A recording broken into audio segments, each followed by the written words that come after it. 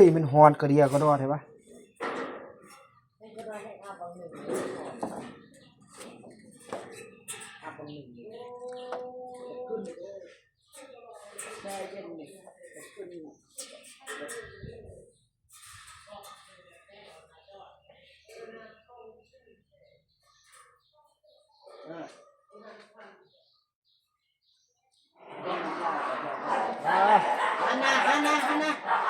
เตรียมเฮ็ดลบ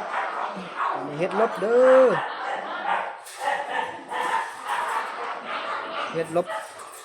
หลังศาลาหลังเฮ็ดลบหลังศาลานี่เบอร์ 1กับเบอร์ 2เขาก็ถูกกันเลย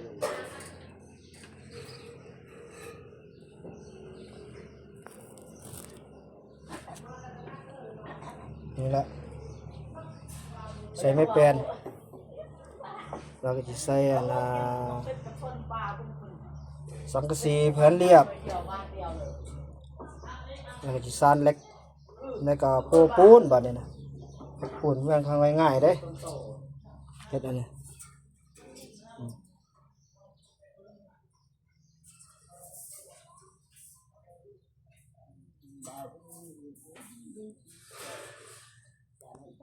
มัด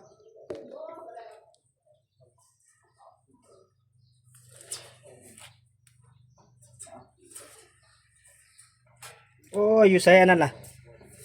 ไม่อยู่ใส่ล่ะไม่48เด้ไอ้จัว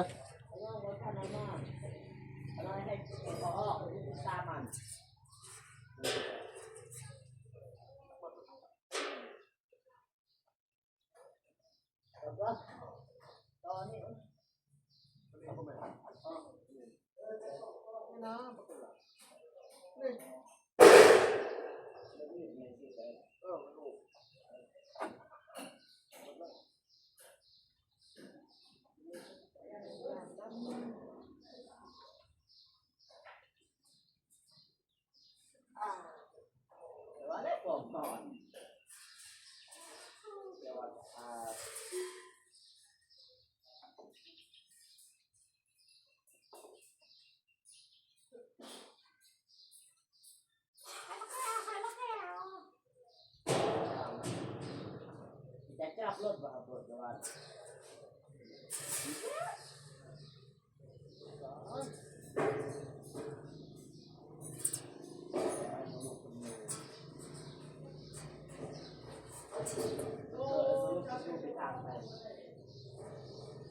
โอ้ยจุกไอ้ตัวนี้เนาะ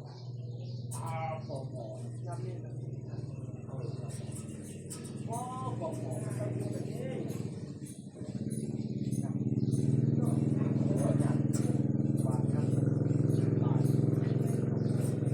เรา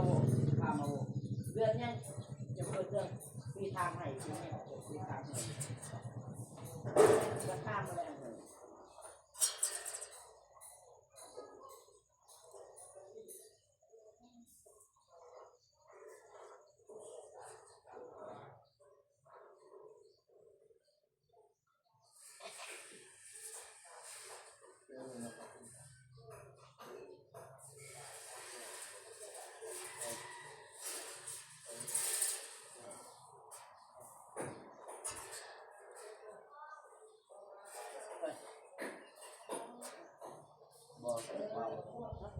เปล่า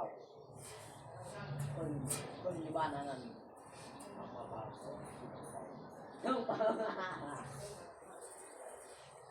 มาเลยไม่18ประกาศไม่18โม่กูว่าอ้วนใส่เอาไม่18ไปเก่งไหนเดี๋ยวเริ่มเป็นเลย18โอ้โห18มาเสียเอาโอ้เอาไปต้นทำไมเสียเลยจริงมันคนจะเสียเลย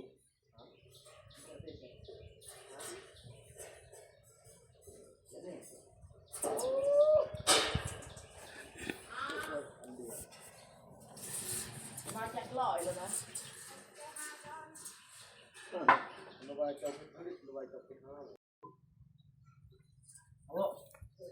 ตอนนี้กำลังลบ หลังศาลา นี่แหละนี่แหละต้องได้เอาศัยใหม่เอาไม่แปลนปูบัดนี้เป็นปูเราจะเอาแผ่นเหลียบสังกะสีโตขาวๆอยู่ลุ่มมาใส่ลบหลังเดี๋ยวเป็นขั้นตอนให้เบิ่ง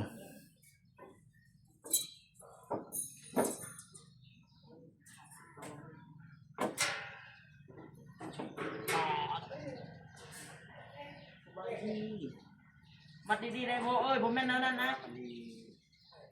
พ่อใหญ่เอ้ยพ่อใหญ่เอ้ยมามัดไอ้เพิ่นหัน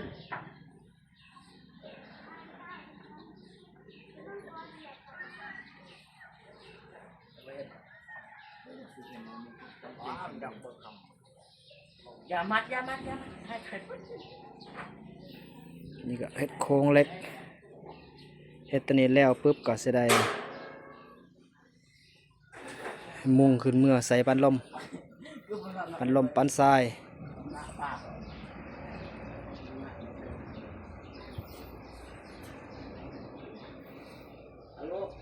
นี่เฮ็ดเป็นพักหนึง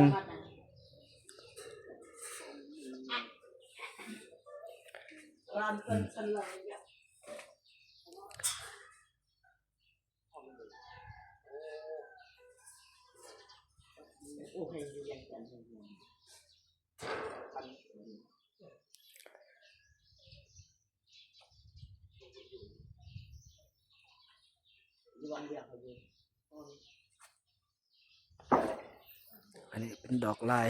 ใส่ปันลมยังบ่ทันได้ซีดสี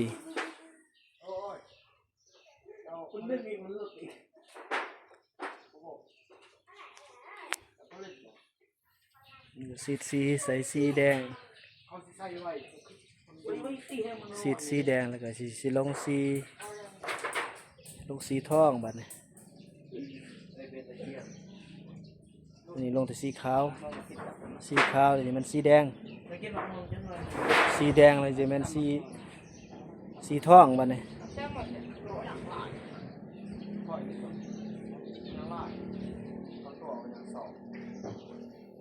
ทางลมมันจะบ่เห็นและลายตัวเก่าบังไว้พักหนึ่งเป็นสองพักยังพักตัวลุ่มพูนเอกบัดนี้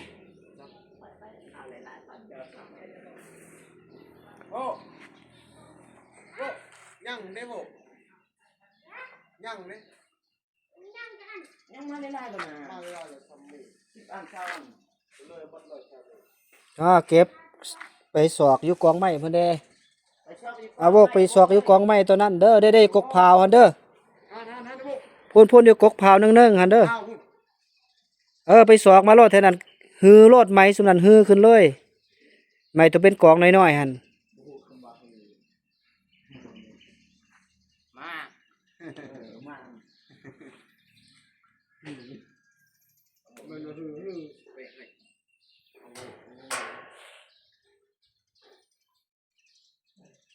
แดดจังเป็นฮ้อนคักอันไม่48เอามาเลยอันนั้น ก็หลายกองอะไรอย่าง เก็บมาเลย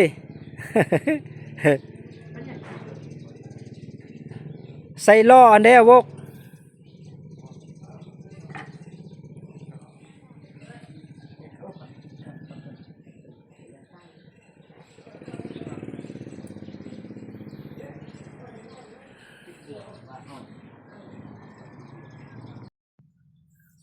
ไม่แปลนก็ใส่เรียบร้อยบัดนี้โอ้อย่าได้ไอ้จัวญานฮ้อนแห้งว่ะนะใจเย็นฮ้อนกับยาทั้งถึงให้ใจเย็นกับพ่อมันนั่นจะเอาสังกะสีโตผลมาใส่มะงวมนี่ตัวเฮาปกไว้ บัดนั้นก็จะได้เฮ็ดสารเหล็กใส่บัดนี้จะได้ปัวปูนยากได้ลบหลังนี่มันคือลบหลังเหือนได้เฮ็ดวัดมันก็แตกต่างกันสั้นละตอกเทละแผ่นเด้อเอาลวดมัดไว้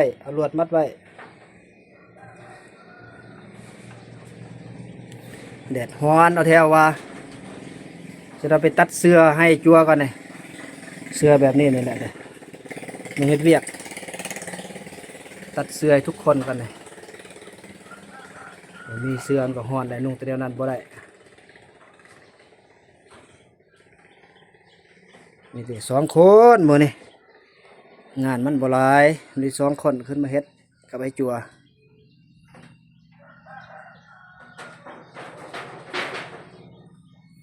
อัปเดตให้เบิ่งแต่ละขั้นตอนลบแล้วบัดนี้ใส่สังกะสีปกไว้กันซึมลบบัดนี้ก็ได้ใส่จะได้ใส่เหล็กจอดใส่นี่งวมลง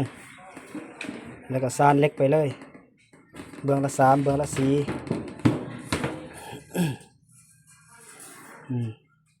อีกแผ่นหนึ่งพอดี5 แผ่นสังกะสีแผ่นเรียบแผ่นโลมิซิงงมไว้ปกไว้จังสีและใส่ก็ได้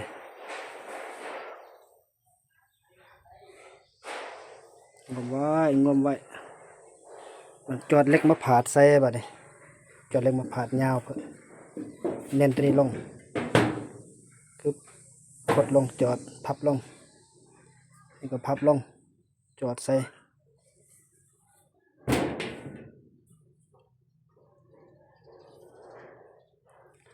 นี่แหละอย่างอีกแผ่นสุดท้ายแดดฮ้อนผลมะลีมันห่มมองเดียวมันห่มก็ได้ฮ้อนบ่ไอ้จั่วฮ้อนบ่ฮ้อนพิลึกพิโลแดด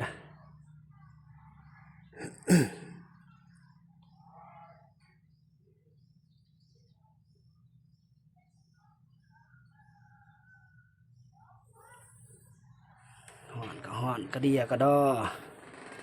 เฮ็ดตัวนี้แล้วก็จอดปันลมเลยบัดนี้บัดนั้นเพิ่นโปปูนตัวนี้แล้วก็ใส่จุดนึงก็ได้จอดพัดลมเสื่อมปานลมใส่ตัวส้นนี้อันนี้ส้นตัวนั้นพุทส้นเล็กนี่แหละเด้ก็ส้นเล็กตัวนั้นตัวเส้นสุดท้ายพุ่นพอดี3 ขั้นตอน ก็จะได้สำเร็จเสร็จสิ้นบาดนี้สิทันอย่าบ่เข้าพรรษาเนี่ย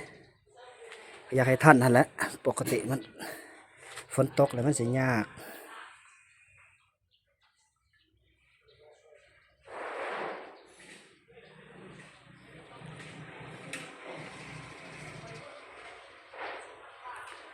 ฝนตกนะบ่ใส่ได้ตอนตัวนึงมันก็จะเป็นไปบ่ไรขั้นแล้วตัวนี้แล้วก็สบายสลามมันก็กวงแล้วแหละ30 คูณ30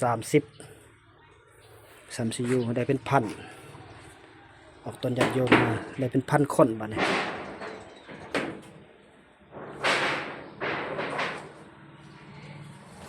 อัปเดตแต่ละขั้นตอนตอนนี้ก็วางตะไคร้จอดเล็กวางตะไคร้ใส่วางตะไคร้แล้วก็ได้เอาเล็กมาใส่อีกนี่ใส่ตะนางเรียบร้อยเอาเล็กมาใส่ลูกนี้ก็จำนวน1 2 3 4 5กับเล็กตัวนี้10 เซน9 เซนนี่แหละเล็ก10 โตมาใส่วางตะไคร้วางตะนางถ้าบ่ใส่นี่ก็ปูนก็สิบ่จับบาดนี้นะแต่ผสมน้ำยาผสมปูนเขียววางตะไคร้เล็กการเฮ็ดศาลาลบหลังศาลายากปัญญากเลยนี่2 วันเต็มเลยบัดนี้ยังจะเอาปูนมาโปะอีกบัดนี้ฉาบปูนใส่อีกบาทนี่ ยังบ่พอฮ้อนบ่จ้ะ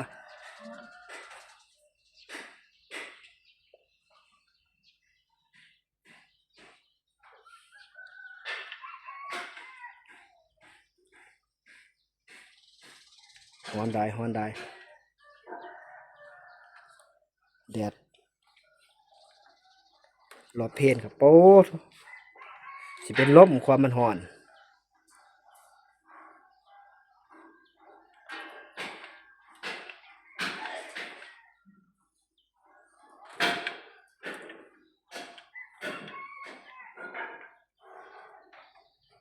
นี่แหละเอามือละเล็กมือละน้อยขั้นตอนแต่ละขั้นตอนตัดขั้นตอนมือนี่จอดเล็กใส่แล้วบัดนี้สุดแล้วนี่ก็เป็นที่โป้ปูนบัดนี้โป้ปูนใส่แล้วบัดนี้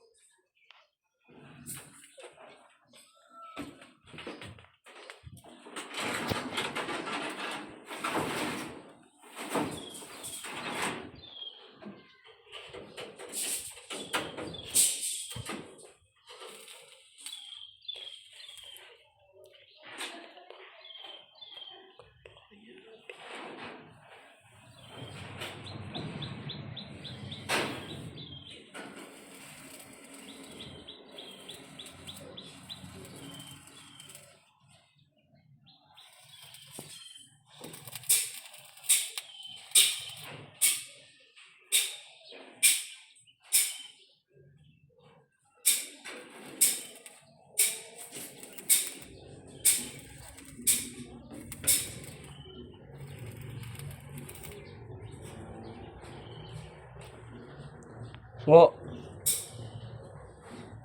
เอาผ้าคลุมค่อยเด้อ